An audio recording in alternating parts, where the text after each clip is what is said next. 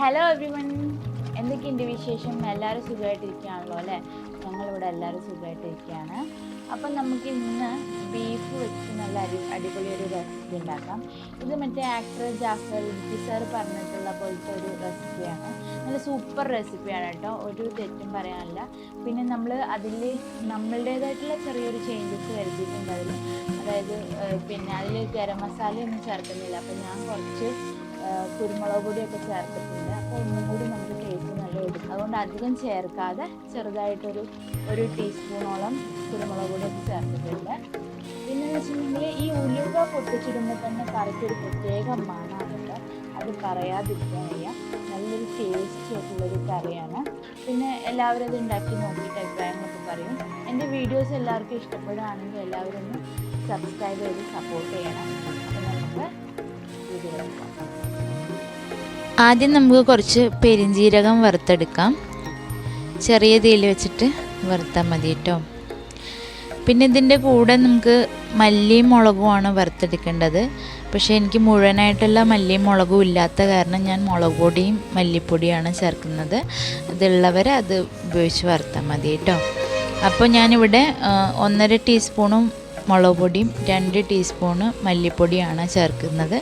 അത് നല്ലപോലെ വറുത്തെടുത്തതിന് ശേഷം നല്ല പോലെ വെണ്ണ പോലെ അരച്ചെടുക്കുക. പിന്നെ നമുക്കൊരു ബൗളിലേക്ക് ഞാനിപ്പോൾ 1 കിലോ ബീഫാണ് എടുത്തിരിക്കുന്നത്.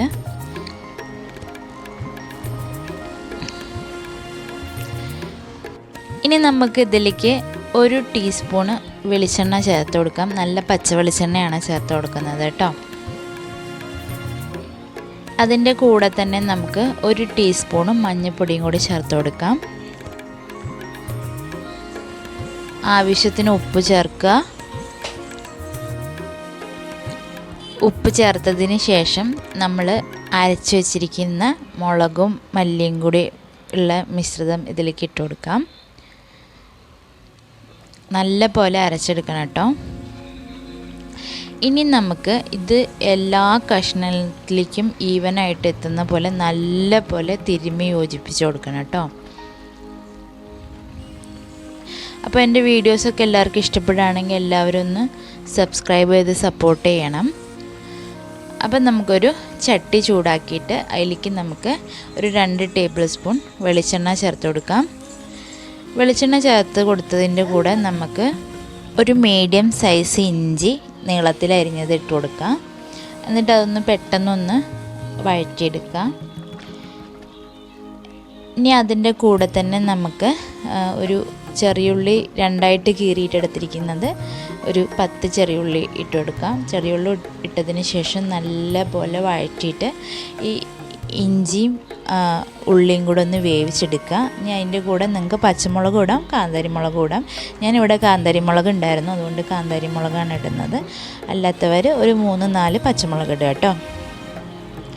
ഇതും ചേർത്ത് നല്ല പോലെ വഴറ്റിയെടുക്കുക. ഇനി നമുക്കിതിലേക്ക് മാരിനേറ്റ് ചെയ്ത് വെച്ചിരിക്കുന്ന ബീഫ് ചേർത്ത് കൊടുക്കാം. ബീഫ് ചേർത്ത് കൊടുത്തതിന് ശേഷം നല്ല പോലെ ഒന്ന് മിക്സ് ചെയ്തെടുക്കുക. ഇനി നമുക്കിതിലേക്ക് വേവാൻ ആവശ്യത്തിനുള്ള വെള്ളം കൂടി ചേർത്ത് കൊടുക്കാം. നമ്മൾ ചൂടുവെള്ളമാണ് ചേർത്ത് കൊടുക്കുന്നത്. അപ്പോൾ അരപ്പോടും കൂടി കരപ്പ് കഴുകിയ വെള്ളം പോലെ ചേർത്ത് കൊടുത്താൽ മതി.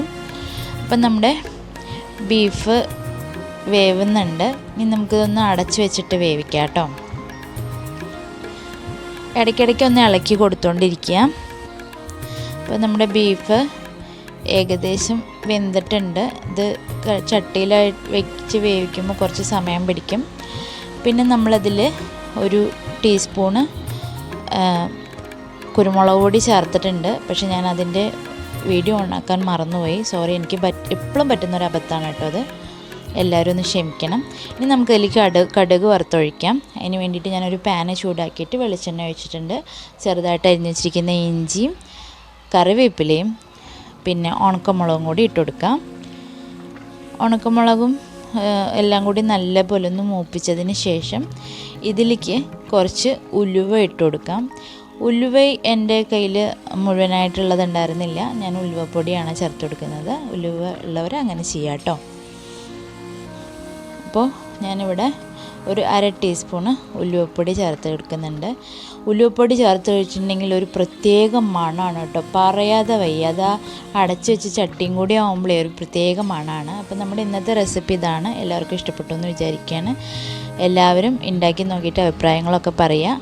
അപ്പം നമുക്കിതിലും നല്ലൊരു വീഡിയോ ആയിട്ട് അടുത്ത എപ്പിസോഡിൽ കാണാം. അതുവരെ എല്ലാവരും സന്തോഷമായിട്ടിരിക്കൂ, ഹെൽത്തി ആയിട്ട് ഫുഡ് കഴിക്കൂ. Thank you for watching guys.